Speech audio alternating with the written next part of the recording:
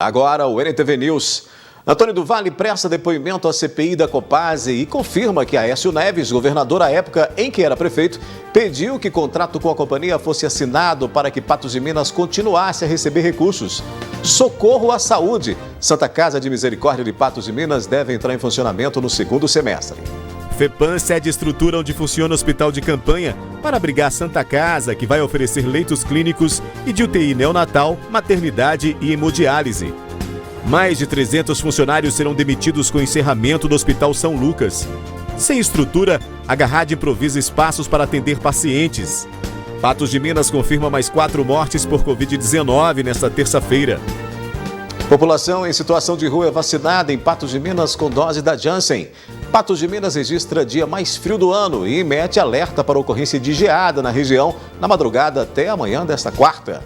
Patos de Minas confirma mais 4 mortes por Covid-19 nesta terça-feira. Cerca de 360 quilos de maconha são encontrados em caminhão na BR-365. O motorista foi preso. Depois de assalto frustrado, polícia recupera parte de materiais furtados em casa na rua Prefeito Camundinho. Trio suspeito de furto em obra no bairro Novo Sorriso vai parar na delegacia. Tem também análise da notícia e muito mais informações agora no NTV News.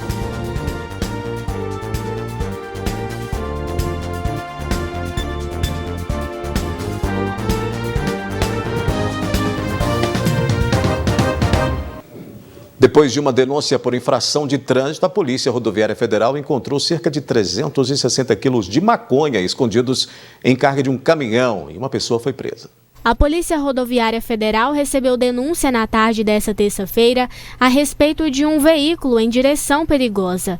No local, na BR-365 em Patos de Minas, sentido Varjão de Minas, o motorista do veículo foi abordado. Chegando até o veículo, a gente foi conversar com o condutor, ele apresentou um pouco de nervosismo, nós perguntamos o que tinha no caminhão, ele relatou que seria sua mudança, a gente perguntou se teria alguma documentação, ele disse que não, e a gente foi verificar. Ao abrir o veículo e olhar a mudança, a gente percebeu um odor característico de maconha.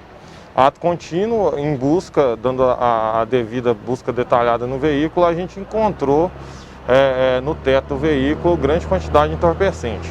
Foram apreendidos cerca de 360 quilos de maconha, divididos em 600 tabletes. Aos policiais, o condutor, de 52 anos, disse que pegou o veículo emprestado em Foz do Iguaçu, no Paraná, para levar a mudança para São Bento, na Paraíba. Ele alega desconhecer. Segundo ele estava com a intenção de retornar para a Paraíba, de onde ele é natural, e ele queria contratar o serviço do dono desse caminhão. O dono do caminhão fez a proposta de que ele levaria o caminhão para João Pessoa e, em contrapartida, traria para ele, em Foz do Iguaçu, redes, já que, segundo ele, o dono mexe com redes. Seria o pagamento dele trazer essa carga. Ele alega ter desconhecimento total dessa droga. A ocorrência foi encaminhada para a Delegacia de Polícia Civil de Patos de Minas e a droga foi apreendida. Encaminhar a droga para ser periciada, pesada, o conduzido e também a droga para a Polícia Civil para efetuar o flagrante e a apreensão. Depois de um assalto frustrado na rua Prefeito Camundinho na noite passada, 3 pessoas foram levadas para a delegacia. Eles confessaram que dias antes roubaram uma residência na mesma rua e parte do material foi recuperado pela polícia. Diversos equipamentos eletrônicos, utensílios domésticos, peças em ouro, vestimentas e outros materiais foram recuperados pela polícia após uma tentativa de roubo em um estabelecimento comercial na noite de ontem, quando a vítima reagiu e chamou a polícia. Depois da investida mal sucedida, 3 suspeitos foram detidos.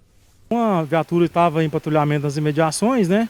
Foi solicitada por essa vítima e ele repassou as características desses indivíduos e de pronto ela iniciou os rastreamentos, logrando êxito em abordar esses 3 indivíduos. Eles tentaram desfazer de uma blusa, né? Que um deles estava na mão, e outros 2 também, e com essas buscas lá que foram localizadas, foi localizada, aliás, uma faca e as roupas que eles estavam trajando no momento dessa tentativa de roubo. E também os militares, com a perspicácia desde o conhecimento já desse fato anteriormente registrado, reconheceram as vestes E foi feito um contato com a vítima desse primeiro roubo e ela veio aqui e reconheceu os envolvidos como os autores que praticaram esse roubo. Felizmente se conseguiu localizar esses objetos na residência de um deles, foram arrecadados, estão sendo entregues aqui na delegacia para o delegado de plantão, e os 3 envolvidos também são apresentados para a autoridade de polícia judiciária para retificar ou não o flagrante deles. Ainda sobre notícias policiais, 2 menores e um jovem foram detidos por furto de materiais em uma obra no bairro Novo Sorriso. Madeiramento, telhas e janela. Todos produtos de furto que foram interceptados pela polícia na noite passada após denúncia anônima. Uma vizinha que testemunhou a ação desses indivíduos ligou no 190 informando as características deles e a ação. A viatura também rapidamente conseguiu abordar os 3 próximos. No primeiro momento eles tentaram negar, mas depois acabaram confessando a autoria do furto. Inclusive levaram os militares ao local onde estavam condicionados os materiais de construção que eles furtaram. Durante as verificações, a polícia ainda localizou esta janela, que também teria origem de furto. Na casa de um dos envolvidos, um dos menores, foi localizada uma janela de alumínio, qual a vítima também reconheceu sendo como propriedade dela, e esse fato foi registrado no final de semana.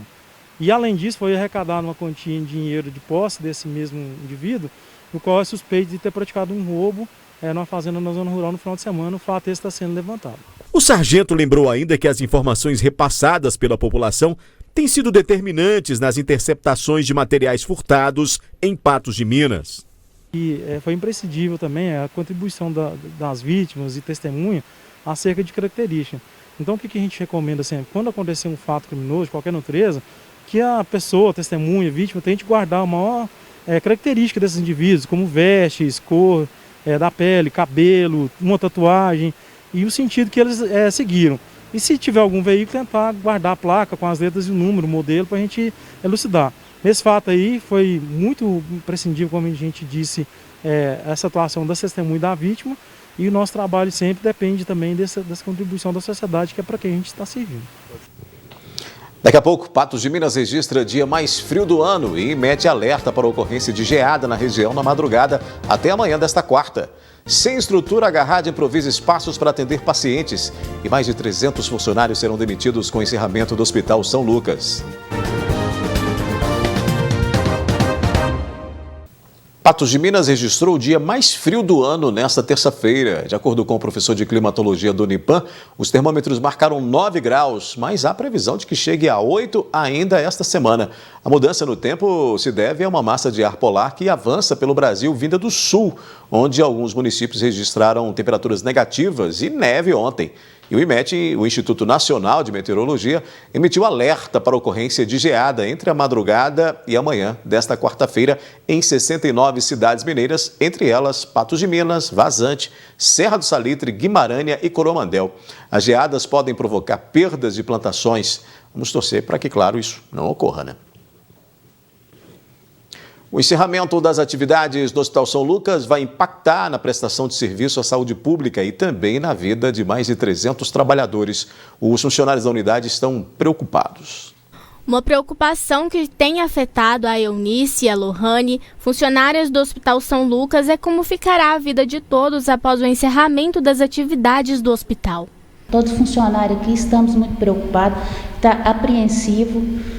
Vamos procurar serviço onde? Aqui em Patos vai ter campo para todos? Eu acho que não, né? Acho assim que eles deveriam prestar mais atenção, que tanto pelos pacientes como pelos funcionários. Porque tem funcionário aqui que sobrevive daqui. Outros já tem outros hospitais que trabalham. E nós que só temos aqui, para onde vamos? É muito preocupante, né? Nós funcionários não sabemos realmente o que está acontecendo, o que vai acontecer. Tem pessoas que realmente dependem daqui para sobreviver, mães de família, pais. Então, assim, é uma situação muito preocupante, porque a gente fica sem saber o que está acontecendo, o que vai acontecer, né? Teria que ter pelo menos uma posição para procurar outro emprego ou não. Com o fechamento, mais de 300 funcionários serão afetados, direta ou indiretamente. É uma situação muito difícil porque nós temos aqui no Hospital São Lucas, né, diversos trabalhadores, né, diversos profissionais ligados diretamente ao hospital, que prestam serviço diretamente ao Hospital São Lucas, e que, por certo, né, os proventos que eles, né, percebiam em decorrência do serviço que eles prestam ao Hospital São Lucas, né, que isso de fato fará falta no orçamento doméstico de cada um deles. Ainda segundo a administração, muitas dessas pessoas questionaram o hospital a respeito das falas do município de tentativas de acordo e de auxílio ao hospital, o que não teria ocorrido. Desde o início do ano, temos acionado diversas autoridades, né, informando que o que aconteceu com o Hospital São Lucas ocorreria sim num futuro muito próximo se a tabela remuneratória do hospital não fosse, né, prontamente revista. E por diversas vezes eu me dirigi a essas autoridades, em especial ao secretário municipal de saúde, buscando uma formalização dessa proposta. E em nenhuma dessas oportunidades nós tivemos êxito, né? Nós obtemos resposta. Águida, conselheira municipal de saúde, aconselha aos profissionais recorrerem ao sindicato dos hospitais particulares a fim de garantirem seus direitos. Eu, como dirigente sindical, oriento aos trabalhadores procurarem imediatamente o SINDES, que é o Sindicato da Saúde dos Hospitais Particulares de Patos de Minas, porque o que nós estamos ouvindo é que os trabalhadores que foram contratados recentemente, eles terão como garantia todos os direitos pagos, já garantido. Os mais antigos não se sabe, então o que eu aconselho a esses trabalhadores, procurem urgentemente o sindicato, ou vão ficar muito prejudicados. E na visão dela, o cenário atual no âmbito da saúde é sinônimo de falta de planejamento e de amparo à população por parte dos governantes. Eu costumo falar para essa gestão atual da prefeitura, cadê o plano de governo de vocês? Cadê o planejamento da saúde? Eles não apresentam porque eles não têm, ou seja, eles vão apresentar esse. É o fechamento, né? É o desemprego, é o desamparo e a desassistência à população.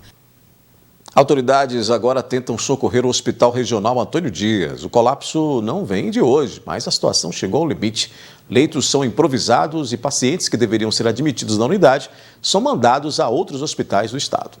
O grito de socorro do Hospital Regional veio há algumas semanas quando a direção da unidade comunicou aos prefeitos a lotação e que não teria mais condições de admitir novos pacientes.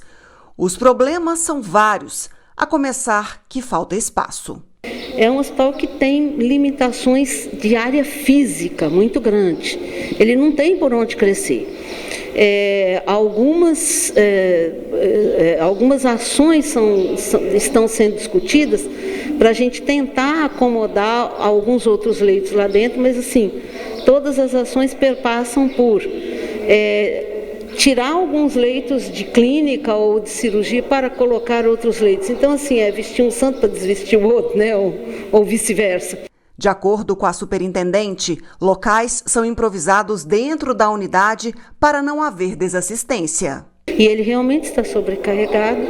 Ultimamente ele tem ficado com pacientes numa área que é uma área de emergência, é uma área para receber pacientes em estado grave e estabilizá-los até que se encontre leito para ele, mas ele tem ficado com pacientes lá entubados, inclusive. Além disso, existe problema com o quadro de médicos. Desde o início da pandemia, por exemplo, foram diversos chamamentos emergenciais abertos, inclusive há processo em andamento. E não é para a abertura de novos leitos, não. É para a manutenção dos atuais, conforme a assessoria da Rede FEMIG. Para médicos generalistas, são 20 vagas e mais 20 para especialistas. Assim, pacientes que deveriam ser atendidos em Patos de Minas, referência em saúde para 33 municípios, são enviados a outros hospitais. A gente reconhece, né, essa situação do Hospital Regional e está tentando por outras situações aí, outros municípios, essa realocação. As dificuldades na saúde têm sido muitas, né? Já era muito complicado. Com a pandemia, a situação ficou realmente muito mais difícil para os atendimentos, leitos, né? As vagas cada vez mais escassas. medidas precisam ser tomadas, né? Hoje a gente vai falar disso ainda aqui no News. Na sequência, a esperança de quem aguarda um doador de medula óssea. E a gente mostra como você pode ajudar. Medula óssea, viu? Para doar a medula óssea, a gente vai mostrar como fazer isso. E conta de luz mais cara no mês que vem, com reajuste de bandeiras tarifárias. O cadastro para doação de medula óssea é simples, mas achar um doador compatível é desafiador e aumenta mais a angústia de quem espera. Por isso, o apelo para que mais pessoas possam então se cadastrar e ajudar o próximo. O Rodrigo, um jovem advogado de 26 anos, descobriu que estava com leucemia após um quadro semelhante a uma infecção. Na semana passada, ele buscou mobilizar as pessoas a ajudarem-no a encontrar um doador de medula óssea compatível. Já desde o dia 17 de maio, eu tenho esse diagnóstico de que eu preciso de uma nova medula, preciso que algum cadastro de doador seja compatível com o meu. E a partir de então, nós estamos nessa busca. Fizemos o teste com os meus pais, o teste com o meu irmão, e até o momento não conseguimos o doador perfeito. O procedimento de doação de medula é feito por meio de cadastro, no qual o doador demonstra interesse, deixa uma amostra de sangue coletada no hemocentro e quando surge um paciente e o doador é compatível, ele é novamente comunicado da situação. Faz primeiramente um cadastro, né, com relação a nome, todas as informações que tem para poder ser realizadas dessa pessoa, verificar se essa pessoa seria apta a poder fazer esse tipo de procedimento, e é coletado o sangue dele de uma seringa, pouca coisa, é um procedimento relativamente rápido, não se gasta muito tempo aqui, e ele é liberado. Apenas num segundo momento, se existe alguma pessoa que necessite, né, do transplante de medula óssea e encontre-se uma pessoa que é compatível, aí ela é chamada, verifica-se novamente se ela deseja fazer esse tipo de doação e o procedimento é realizado. Esse procedimento é feito geralmente nas capitais, como Belo Horizonte e todo pelo SUS. A média de número de cadastros varia de acordo com a demanda por doações. Com a situação do Rodrigo, por exemplo, a mobilização por doadores compatíveis atingiu um número de 200 cadastros nesse mês. Mas nos meses anteriores, principalmente por causa da pandemia, a procura ao hemocentro para se fazer o cadastro tem sido baixa. Nós tivemos uma queda, tanto na questão de doadores de sangue, como de potenciais pessoas que queiram fazer a doação de medula óssea. Houve uma queda bastante grande nesse sentido e realmente agora a população está se mobilizando novamente por conta da necessidade dessa pessoa. Um número maior de pessoas, né, vieram com a ideia de fazer o cadastro para transplante de medula óssea. E muitos deles, inclusive, além disso, já fizeram a doação de sangue. Por isso, a importância de se mobilizar a população a fim de encontrar doadores compatíveis. Um ato simples e rápido. Devido às medidas de distanciamento social, a recomendação é que se faça o agendamento por meio do site do Hemominas ou pelo aplicativo. É melhor que se faça o agendamento como se fosse de doação de sangue via o aplicativo, o AppMG. Ou o site do próprio Hemominas, hemominas.mg.gov.br, fazendo o seu cadastro para vir. E aqui, ao chegar aqui, eles vão perguntar se é para doação de medula, se é para doação de sangue. E no caso só de doação de medula, ele vai para a fila de medula e faz a sua doação. A Agência Nacional de Energia Elétrica autorizou nesta terça-feira o reajuste dos valores das bandeiras tarifárias. O aumento começa já a partir do mês que vem, que continua na vermelha 2, a mais cara do sistema elétrico. O acionamento, além do previsto de usinas termoelétricas para garantir o abastecimento de energia, vai custar 9 bilhões aos consumidores esse ano. O valor da bandeira tarifária vermelha 2 vai ficar 52% mais caro a partir de julho. Isso significa que a cada 100 kWh consumidos, ao invés de R$ 6,24, o consumidor vai pagar R$ 9,49. Quando a bandeira tarifária amarela for acionada, o valor será de R$ 1,87 a cada 100 kWh consumidos. E a vermelha patamar 1 R$ 3,97 a cada 100 kWh consumidos. No caso da bandeira verde, não é cobrado valor extra. Com a conta mais cara, a dica é economizar e ficar de olho nos vilões que consomem mais energia, por exemplo, como chuveiro elétrico, secadora de roupas, aquecedor e ferro de passar roupas. Mas vale também as dicas para não deixar luz acesa durante o dia, evitar banhos demorados, se não estiver usando, tirar os equipamentos da tomada, deixar a geladeira na temperatura mínima no inverno e trocar as lâmpadas fluorescentes pelas de LED, que consomem menos. Melhor economizar, né? Daqui a pouco aqui no NTV News tem análise da notícia. Patos de Minas confirma mais 4 mortes por Covid-19 nesta terça. População em situação de rua é vacinada com dose da Janssen no município. E com vacinação por idade, as filas e às vezes sem distanciamento continua no ponto de vacinação em Patos de Minas. Um estudo que teve a participação de cientistas da Fiocruz aponta que a variante Delta tem maior potencial para causar a reinfecção. O trabalho foi publicado na revista científica Cell. A pesquisa também revelou que as vacinas da Pfizer e AstraZeneca são eficazes contra a Delta. A cepa indiana se espalhou para mais de 85 países e a primeira morte provocada pela variante Delta no Brasil foi confirmada pelo Ministério da Saúde no final de semana, de uma grávida de 42 anos no Paraná, que morreu em 18 de abril.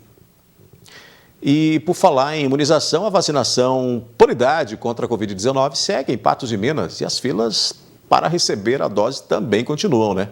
E muitas vezes sem um distanciamento. Fila dobrada ao redor do local de vacinação para imunizar as pessoas com 53 anos completos. Este morador até trouxe um banquinho para aguentar a longa espera, que finalmente chegou. Trouxe um banco, porque a fila demorou. Peguei 15 para 7. Suporta, né? É importante porque realmente todo mundo precisa, né? Eu acho que ninguém devia deixar de tomar essa vacina. Novamente a cena se repete na fila, onde muita gente ignora o distanciamento para evitar o risco do contágio pelo coronavírus. A enfermeira explica que é impossível fiscalizar o tempo todo. Hoje mesmo um rapaz esteve aqui me falando, não vou ficar nessa fila não, tá muito aglomerada. Eu falo, gente, isso é responsabilidade individual de cada um, né? A gente não tem condição de ficar lá o tempo inteiro pedindo para eles afastar. A gente faz, a gente orienta. Mas não adianta, a hora que você olha, tá todo mundo aglomerando. Eu acho que assim, isso aí é responsabilidade de cada um. O pessoal já tinha que estar mais consciente. A vacinação das faixas de idade passou por mudança diante da grande movimentação. Depois que a gente começou a vacinar uma faixa etária por dia, a gente tem tido movimento o dia todo. Está tendo filas grandes o dia todo, porque a gente está querendo, né, acelerar o processo também. Mas na parte da manhã é o período mais movimentado, é a fila maior mesmo. Então, assim, a pessoa chegou até às 15, ela garante o atendimento, né, garante a vacinação. Mas apesar do volume cada vez maior de pessoas, as doações da vacinação solidária estão cada vez menores. Este senhor disse que não tinha conhecimento da campanha, mas que pretende ajudar. Eles deveriam avisar mais no rádio, entendeu? Toda vez que eles fossem falar sobre o calendário da vacinação, falar, gente, leva os donativos. São Vicente está recolhendo lá, o pessoal do São Vicente. Deveriam agir dessa forma. Por falar em imunização, Patos de Minas começou a vacinação da população de rua nesta terça-feira.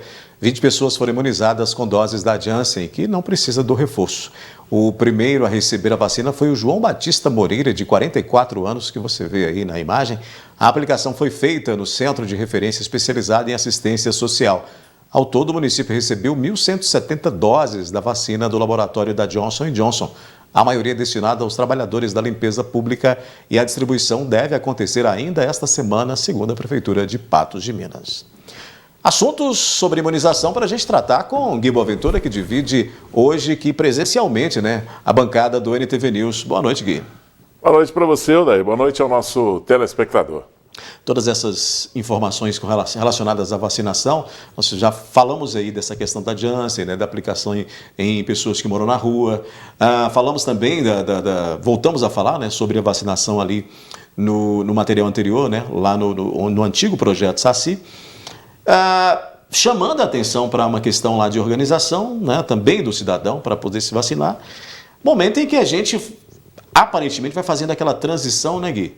que a gente tratamos aqui lá no mês de abril, havia ali uma expectativa tão grande para a vacinação, já chegamos hoje a 53 anos, ainda que estejamos ainda lentos nesta imunização, né? O estado de Minas está um pouco mais lento, o estado de São Paulo já está vacinando abaixo de 45 anos, né? Isso nos enche de inveja, mas aí o detalhe é o seguinte, eu estava vendo, em relação à questão da vacinação do pessoal que fica na rua, né, da população de rua, está tudo dentro do cronograma, está tudo dentro do lógico, está tudo certinho. O que não está certo em toda essa conversa aí que nós começamos esse assunto hoje aqui, é a declaração da moça lá da Secretaria de Saúde, né, falando que as pessoas é que têm que conscientizar. Pois a prefeitura não sai para a rua e se encontrar um estabelecimento com superlotação, não multa o estabelecimento? Sim. E ela joga a responsabilidade pelo frequentador? Não pode ser assim. Tem que ter gente lá para organizar a fila, para mostrar para as pessoas, para os menos avisados. Muitas vezes são pessoas simples, que tem inclusive, e eu já vi isso, pessoa na fila dizer como é que eu faço para falar com a pessoa que está atrás de mim, que chega muito próximo. Eu não tenho coragem de falar para a pessoa se afastar. Eu acho que tem que ter coragem, mas as pessoas mais simples não fazem isso. Aliás, as pessoas normalmente não fazem isso, até por uma questão de educação, por uma questão de princípio, não fazem esse tipo de coisa. Devia fazer, mas não tem essa cultura e não faz. E aí é preciso ter uma terceira pessoa para organizar essa fila e não botar a culpa na população, né? Ah, a população tem culpa. Tem sim, nós temos culpa, nós os comuns temos culpa nessa questão. Mas do mesmo modo que a prefeitura entra num estabelecimento e se tiver superlotado, ela pode multar esse estabelecimento, pode fechar o estabelecimento, fechar o bar, fechar o restaurante, fechar a casa de show, fechar seja lá com o que for. Quem é que vai punir a prefeitura por deixar num ambiente em que ela domina, num ambiente em que ela administra esse tipo de aglomeração? Não pode, sabe? Tem que ter uma pessoa lá para organizar essa fila e para não deixar essas pessoas se aglomerarem. Aí eu entendo que ela cita a dificuldade deles, né? Dos enfermeiros, de quem aplica, de quem está ali trabalhando, sim, de organizar. Sim. E ela está certa, mas está errado quando você não tem um outro servidor que não é o servidor que está trabalhando ali. Claro, aí quem fazer esse serviço. Quem está ministrando a aplicação da vacina? A Secretaria Municipal de Saúde, correto? Uhum. Então a Secretaria Municipal de Saúde tem que ter essa obrigação de colocar gente lá, sabe, não é o enfermeiro. Claro que você não vai tirar o enfermeiro que está aplicando a vacina, está aplicando a injeção, para ir lá fazer esse tipo de trabalho. Esse tipo de trabalho é um outro profissional que pode chegar ali, que não vai estar aplicando injeção, que não vai estar fazendo aquelas anotações, que não vai estar na mesa de recepção, que não vai estar acompanhando o serviço de enfermagem, o serviço de aplicação de... É uma pessoa que é colocada ali, uma, duas, três, quantas pessoas necessárias, subordinada à Secretaria Municipal de Saúde, para organizar essa fila, para não deixar aglomerar, já que a Secretaria Municipal de Saúde centralizou essa aplicação de vacina. Poderia ser descentralizado, nós poderíamos dividir a cidade, pelo menos em quadrantes, né, em 4 estações de aplicação que facilitaria, não evitaria aglomerações, seria muito mais fácil. Mas centralizou, paciência. Hoje estava bem cheio, estava dando praticamente 2 voltas ao redor ali do prédio do antigo Projeto Saci. Estava bem cheio ali, eles estão agora, inclusive, centralizando ou deixando para idades completas, né? Só 53, amanhã 54, então... dessa maneira, mas esses grupos são realmente muito grandes. Ok, vamos falar dos números da Covid-19, vamos colocar o boletim na tela, Luiz. No boletim epidemiológico desta terça-feira, em Patos de Minas, foram confirmados aí mais 21 novos casos em relação ao informe de ontem, né, de segunda. São mais 4 mortes, né, que foram aí confirmadas em Patos de Minas, 3 homens e uma mulher, entre 43 e 86 anos, e ocorreram entre 16 e 27 de junho. Nós temos aí em recuperação em casa 269 pessoas, ontem era 295. A gente mostra também a ocupação hospitalar, Luiz. Em relação à ocupação hospitalar, com pessoas de Patos de Minas e de outras cidades, lotações apenas para leitos clínicos na rede particular, um tanto quanto diferente do que a gente teve aí dias atrás, né? Pois é, eu tenho acompanhado isso aí, e essa semana começou um pouco melhor, com uma tendência de baixa nessa ocupação de leito hospitalar, que é um reflexo do movimento de contaminação pelo vírus, porque as pessoas procuram os hospitais particulares, procuram o Serviço Público de Saúde, o Hospital de Campanha, para fazer o seu tratamento, para acudir em relação à Covid, né? Então, essa ocupação de leitos, hoje nós estamos aí fechando o dia, ontem nós fechamos com 102, hoje nós estamos fechando com 108 ocupação em leitos clínicos, é um número razoável, né? Pelas 5 semanas que antecederam essa, que está começando agora, esse número de 57% de aplicação em leitos de 57% em leitos de UTI, em relação a ontem, que foi de 65%, a variação tem um bom indicativo, que é para baixa, né? Uhum. Então, eu acho que esses números dessa semana têm uma tendência a melhorar.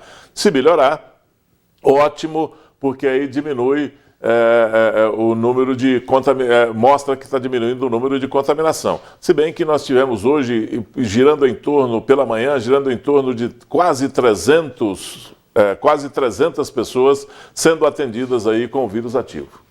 Gui, vamos falar da região, porque lá em Coromandel, a Prefeitura flexibilizou o decreto municipal com melhoras nos números da pandemia no município. Os bares que antes podiam ficar de portas abertas até às 9 da noite, agora podem até a meia-noite. Mas o toque de recolher ficou mantido, viu, Gui? Em Coromandel, de meia-noite às 5 da manhã. Inclusive está aí na tela o decreto que flexibiliza essas medidas lá. Eu acho que isso é uma tendência natural, né? As coisas vão melhorando, tem que abrir para a população. Agora, o que essa moça falou, que a população tem que colaborar, é nesse sentido. Está aberto, sabe? Você pode ficar até mais tarde um pouco, você pode ir para o barzinho, você pode ir para o restaurante, você pode ir conversar com pessoas, encontrar com pessoas, mas não pode abusar, né? As pessoas têm que ter essa noção, você aí de Coromandel tem que ter essa noção, que é respeitar o limite do protocolo, que é o quê? Não aglomerar, que é usar máscara, usar álcool gel, porque senão não adianta, abre hoje, mas amanhã aumenta o número de casos, contamina todo mundo de novo e aí tem que fechar novamente. Né? Pois é, nós temos inclusive o boletim, né, lá de Coromandel, né, Luiz? Vamos colocar aí. Pelo boletim epidemiológico, diminuiu o número aí de casos ativos, né? Óbitos estão aí em 91, Gui. É muito para uma cidade do porte de Coromandel, mas nós temos aí números melhores, né? O Coromandel tem aí uma diferença, caiu de 72 para 62 o número de ativos, de gente que está com o vírus ativo, está sendo atendido, que foi diagnosticado contaminado pelo coronavírus. Essa tendência de baixa do número, ela tem que ser observada e as pessoas têm que entender que isso precisa continuar, né? Mas agora pode abrir. Sim, pode abrir. Eu acho que não deveria ter fechado, mas as pessoas deviam ter um comportamento, né? Quando eu falo as pessoas, nós devíamos ter um comportamento um pouco mais cuidadoso e não aglomerar, não tocar nas pessoas, porque é por aí que se transmite o vírus. Muito bem.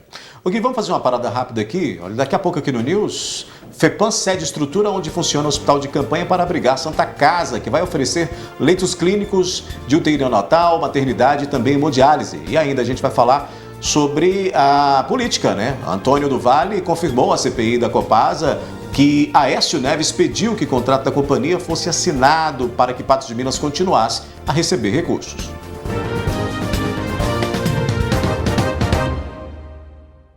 Em meio ao caos da saúde pública, uma notícia que traz alívio. A partir do próximo semestre, Patos de Minas deverá contar com uma Santa Casa de Misericórdia, uma parceria com a FEPAM.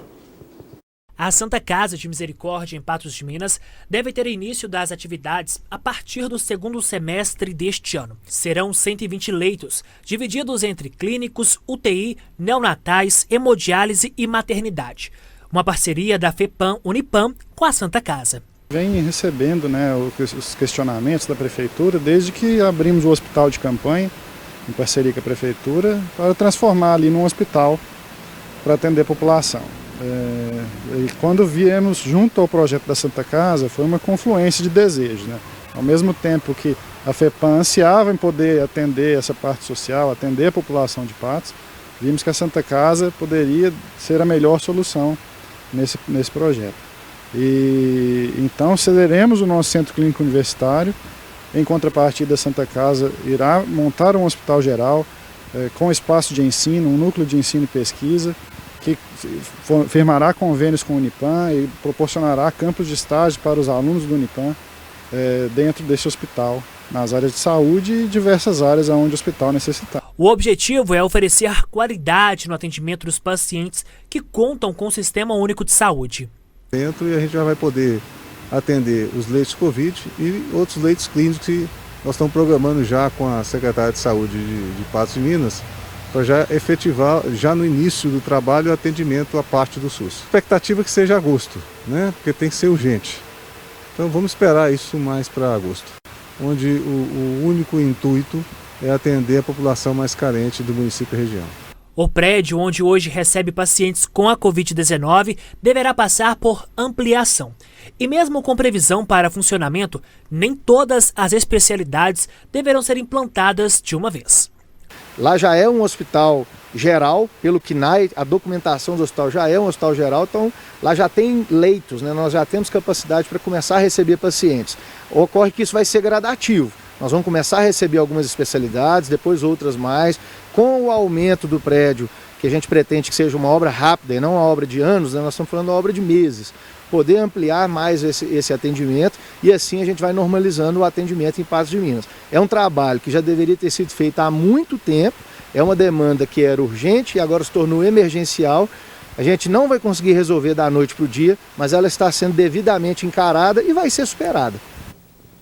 O Gui, essa parceria Unipan e Santa Casa de Misericórdia para a implantação deste hospital, desse atendimento com previsão de ampliação do prédio, com a ampliação de atendimentos para Patos de Minas, isso ocorre no momento crítico, mas isso realmente teria que acontecer, né? Em algum momento, Patos teria que ter realmente esse atendimento, ou tem que ter mais atendimentos públicos municipais, né, para a população que cresce cada vez mais, com menos espaço para serem atendidos pelo SUS.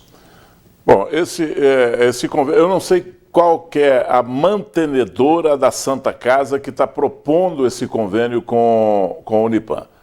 Em relação a esse lado que é a Unipan, não resta a menor dúvida. O Unipan só fez coisa boa em Patos de Minas até aqui, né? O Unipan sempre cumpriu rigorosamente com a sua obrigação e é uma entidade que não deixa nenhuma sombra de dúvida. O outro assunto é saber quem que é a mantenedora, para saber o que pensa essa mantenedora, porque é de onde virá o dinheiro e a administração hospitalar da Santa Casa de Patos de Minas. Então a gente precisa saber, precisa esclarecer isso, precisa de conversar com essas pessoas para saber o que é o planejamento e qual que é o objetivo a ser atingido, além do tratamento público de saúde, que é o que faz a Santa Casa. Um outro detalhe que é extremamente importante é que, como vai funcionar a Santa Casa?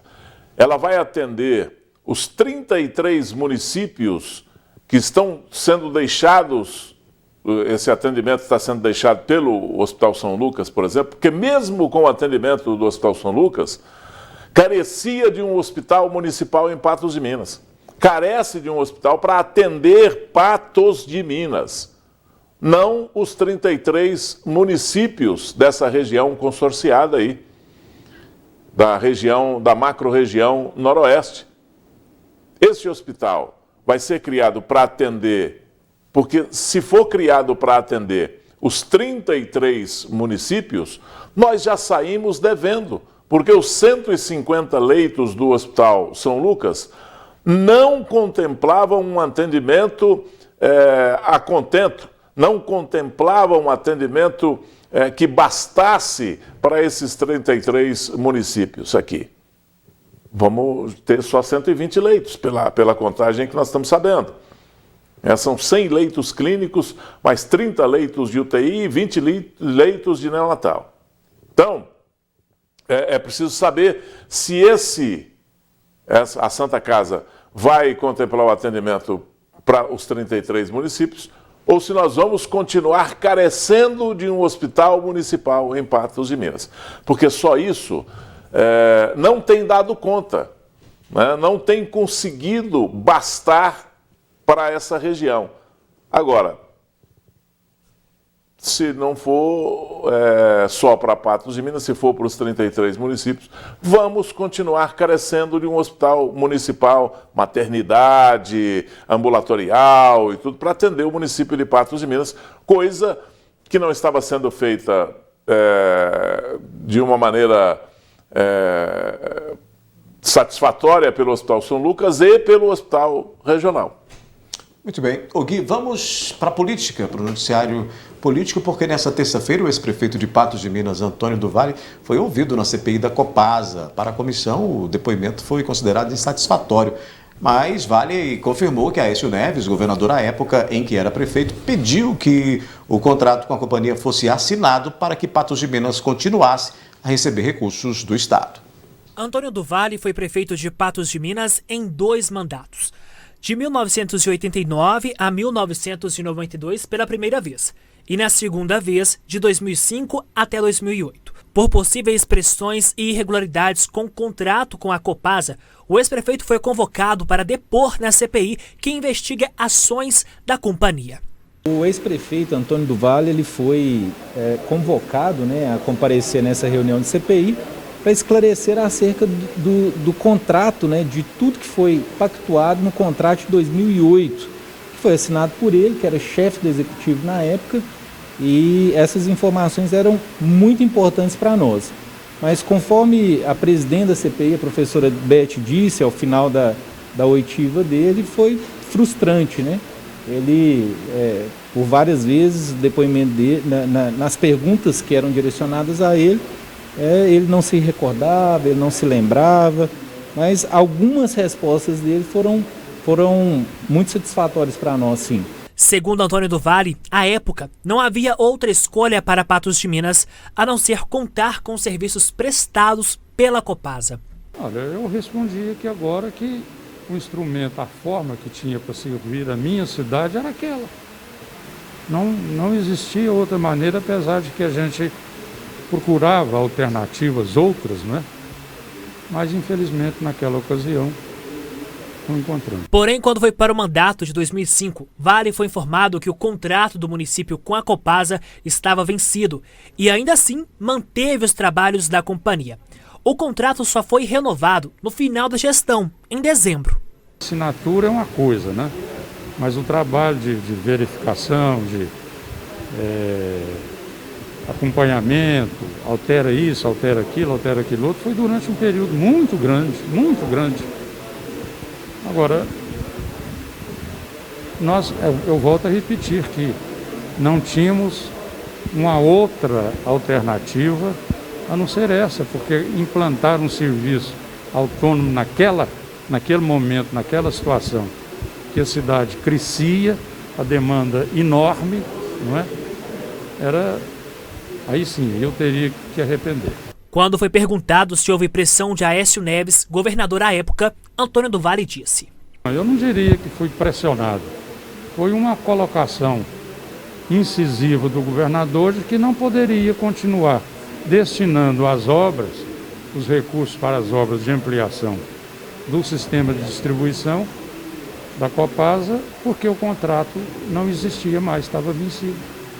Questionado se obteve vantagens com a assinatura do contrato com a Copasa, Antônio do Vale ficou em silêncio. O vereador José Luiz fez a pergunta, levantou questionamento se o senhor obteve alguma vantagem na assinatura dessa questão com a Copasa. Como que o senhor encara e responde a essa questão? Para a presidente da Comissão Parlamentar de Inquérito, o depoimento foi considerado insatisfatório. O depoimento dele, eu acho que ficou assim, muito a desejar. Foi um depoimento assim, vago, sem detalhes, sem nomes. A gente percebeu, não sei se ele não lembrou, ele não quis elencar, pessoas nesse processo todo. E eu tenho certeza, ele teria assim, condições de ter dado mais contribuição mais esclarecimentos para a comissão parlamentar. Porém, é um direito dele, né? Eu não sei se ele realmente não lembrou ou se ele não quis fazer maiores declarações, que é direito dele também. Nos próximos dias, pessoas que participaram de assessoria para a assinatura do contrato de Patos de Minas com a Copasa deverão ser convocados. Porém, a identificação delas ainda não foi possível por causa de documentos que não foram encontrados. Nós não localizamos ainda essa portaria. Em breve, né, de acordo com a diretoria legislativa, aí, nós vamos localizar essa portaria e vamos convocar todos os integrantes dessa comissão para serem ouvidos aqui na Comissão Parlamentar de Inquérito. A ex-prefeita Béa Savassi deve ser convocada a depor nos próximos dias. A ex-prefeita Béa Savassi, além de ser vice-prefeita, quando o Antônio do Vale era prefeito e participou ativamente das tratativas relacionadas ao contrato com a Copasa, uma vez que ela foi eleita prefeita, né, e tomaria posse logo em janeiro, ela participou ativamente de todo esse contrato que, ao meu ver, infelizmente, é um contrato muito ruim para o município, né? De imediato aí já foi comprovado um prejuízo de milhões de reais relacionados a toda a infraestrutura da rede de esgoto, mas eu entendo que ela tem muito a nos informar acerca não só dessas tratativas de dezembro de 2008, mas também do início do mandato, de todo o mandato dela, né? De 2009 a 2013. Nós entramos em contato com a assessoria do ex-governador e deputado estadual Aécio Neves, mas ainda nós não fomos respondidos sobre os questionamentos, até porque ele foi citado aí durante essa oitiva da CPI. O Gui, nós temos então aí mais um capítulo dessa CPI, né? Um ex-prefeito agora sendo ouvido. O que a gente pode concluir de tudo isso, desse período, né, que o ex-prefeito relembrou e trouxe aí à tona, inclusive, ele chama de não pressão do governador à época, que era o Aécio Neves, mas o que tudo indica e deixa bastante claro é que houve sim uma pressão por parte do gestor do Estado naquela época para que esse contrato fosse assinado. Ou eu estou enganado? Eu não acredito. Eu não acredito em duas coisas. Primeiro é o seguinte, é o condicionamento de envio de recursos para Patos de Minas em troca da assinatura do contrato com a Copasa. Primeiro o seguinte, o Antônio, eu conheço o Antônio do Vale, conheço o ex-prefeito Antônio do Vale, e a personalidade dele não é de ceder a esse tipo de pressão. Ele é muito mais inteligente do que isso, do que ficou colocado aí na CPI. Ele não aceitaria pressão de maneira nenhuma, seja lá de quem quer que seja. Ele não ia aceitar essa pressão durante o seu governo. Esse é um assunto. O outro é muito fácil. Atenção, senhores da CPI. Atenção, senhores vereadores da CPI. É só verificar quais são os recursos que vieram durante a negociação desse contrato e quais são os recursos que vieram depois da assinatura desse contrato. Se tiver vindo um grande volume de recursos para Patos de Minas, vale a explicação do ex-prefeito Antônio do Vale. Se não tiver vindo esses recursos, é uma colocação inócua. Ela não tem nenhum valor, né? É preciso ver esses recursos. Quais são esses recursos que vieram para cá depois do governo estadual? Porque o governo estadual manda o quê para um município como Patos de Minas? Manda que tipo de recurso? O Estado sempre deveu para o município, custa fazer o repasse de verba obrigatória, né, o FPM e tantas outras coisas, é preciso que haja uma fiscalização intensa em cima disso. O Estado mal repassa esse dinheiro. No governo passado, nós vimos aí uma cifra alta de dívida do Estado com o município por verbas de repasse. Era obrigatório o município, o Estado repassar. Então eu queria saber, e acho que a CPI devia ir atrás disso, porque isso fica registrado, né? Quais foram esses recursos que vieram do governo do Estado para o município logo após a assinatura do contrato? Porque a conversa o governador disse, prefeito, ou assina ou eu não vou mandar recursos lá para o seu município. Então, tem que ter assinado e tem que ter vindo esses recursos para Patos de Minas. E é isso que a CPI deve perseguir, deve procurar, porque isso comprova ou desaprova essa afirmativa, essa assertiva. Ouvir as pessoas que participaram do processo à época é interessante, Gui? Também, sim. Eu acho que essas oitivas, a participação dessas pessoas vão trazendo informações e os vereadores vão ligando essas pontas, né, para saber o que na realidade é falácia e o que é verdade. Né, e eles têm que aproveitar o que é verdade. Mas essa dica é extremamente importante. Vamos ver que tipo de recurso veio para Patos de Minas depois dessa assinatura. O governador Aécio Neves pressionou? Pressionou. Então ele mandou o recurso. Onde está esse recurso? O que foi aplicado? O que veio? Que tipo de recurso veio do governo do estado depois da assinatura do contrato com a Copasa? Ou seja, seria fácil comprovar se houve ou não pressão. Claro. Por parte do governo na época. Gui, e aí nós temos também uma situação de que leva a outros patamares essa CPI, a outros capítulos para poder começar a investigar também de que maneira esse recurso, se veio, foi aplicado, né? Sim, também. Porque é preciso analisar isso também. É preciso saber se veio esse recurso e em que foi aplicado. E se essa promessa foi de recurso para melhorar, inclusive, o próprio serviço da Copasa aqui? Aí não é recurso para Patos de Minas. Aí não é recurso, né? Aí não é recurso para Patos de Minas. Aí é recurso para a Copasa prestar o serviço em Patos. Porque mandar dinheiro para a Copasa, para fazer obra aqui e depois cobrar da gente, não está fazendo favor nenhum. Porque tudo que a Copasa faz e fará em Patos de Minas, nós, população, vamos pagar cada centavo, com lucro ainda para a companhia. Muito bem, Gui, com essa a gente encerra então a nossa análise de hoje. Amanhã a gente se encontra novamente. Obrigado por você estar aqui conosco hoje. Obrigado ao nosso telespectador. Boa noite a todos. A você, muito obrigado pela companhia. Amanhã a gente se encontra então às 19 horas. Boa noite e até lá.